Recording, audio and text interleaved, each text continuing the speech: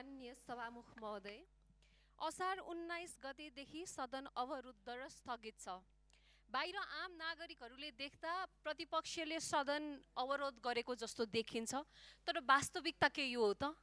आज म सदनमा एउटा प्रस्ताव राख्न चाहन्छु। यो सदन अवरोध खुलाउने एउटै मात्रै उपाय छ कि त यस सदनले हस्ताक्षर सहित भन्नु पर्यो नेपालले भारतको भूभाग मिचेको हो भनेर सदनले स्वीकार गर्नु पर्यो। किनभने जुन किसिमको अवरोधको चाहिँ संज्ञा प्रतिपक्षलाई दिइराखेको छ, त्यसले गर्दा त यही नै लाग्छ कि यो सत्तापक्ष जो यहाँ हुनुहुन्छ उहाँहरू त प्रधानमन्त्रीले दिनुभएको वक्तव्यमा सहमति जनाउनुहुन्छ। यदि त्यस्तो हो भने हस्ताक्षर सत्तापक्षबाट सुरु गरौँ। प्रधानमन्त्रीले भने अनुसार नेपालले भारतको सीमा मिचेको हो भन्ने कुरामा हामी प्रतिपक्ष पनि सही गरेर यो सदनको अवरोध हटाउनलाई हामी तयार हुन्छौँ।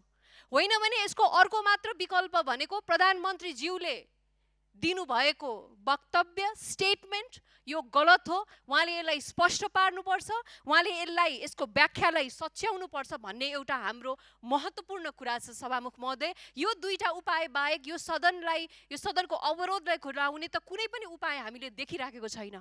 अब यता यो कुराहरूमा प्रधानमन्त्रीलाई ज्ञान छैन भने पनि होइन, किनभने प्रधानमन्त्रीज्यूले एउटा कर्मचारीले उहाँलाई गरेको मेसेजलाई राष्ट्रिय मुद्दा बनाइदिनुहुन्छ, सामाजिक सञ्जालमा खिसीट्युरी व्यङ्ग्य र बुलिङलाई प्रमोट गर्दै हुनुहुन्छ।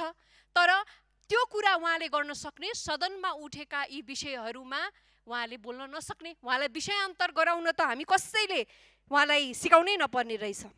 र अर्को कुरा सभामुख महोदय, राजा पृथ्वीनारायण शाह हुँदै विभिन्न योद्धा र सेनाहरूले एकीकरण गरेको यो मुलुक आज गणतन्त्रको प्रधानमन्त्रीको एउटा वक्तव्यले देश विभाजित भइराखेको छ। देशका नागरिकहरू आफ्नै सीमा आफ्नै देशको पक्ष विरुद्ध लागिराखेको छन्। यो सामान्य विषय होइन सभामुख महोदय।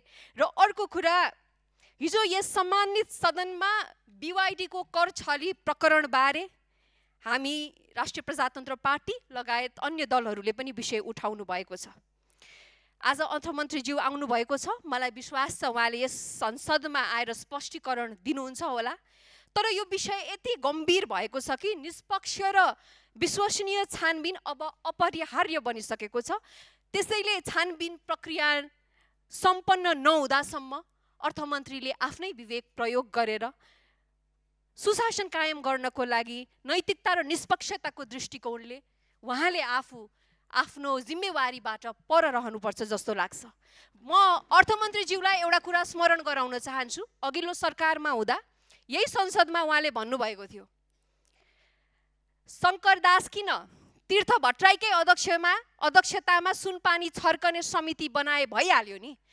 यो समस्या गम्भीर कुशासन र राजनीतिक प्रकृतिको छ, लुटको कुरा छ, सङ्गठित भ्रष्टाचारको कुरा छ, संरक्षणको कुरा छ। आज अर्थमन्त्रीज्यूलाई म सोध्न चाहन्छु, do you want to take your words back? किनभने आज तपाईँ फरक बेन्चमा हुनुहुन्छ। अस्ति प्रतिपक्षमा हुँदा यसो भन्नुभयो, आज सत्तापक्षमा हुनुहुन्छ कि के गर्नुहुन्छ अर्थमन्त्रीज्यू? आज पनि सुनपानी छर्कने कि निष्पक्ष छानबिन समिति बनाएर सुशासनको मानक स्थापित गर्ने? धन्यवाद।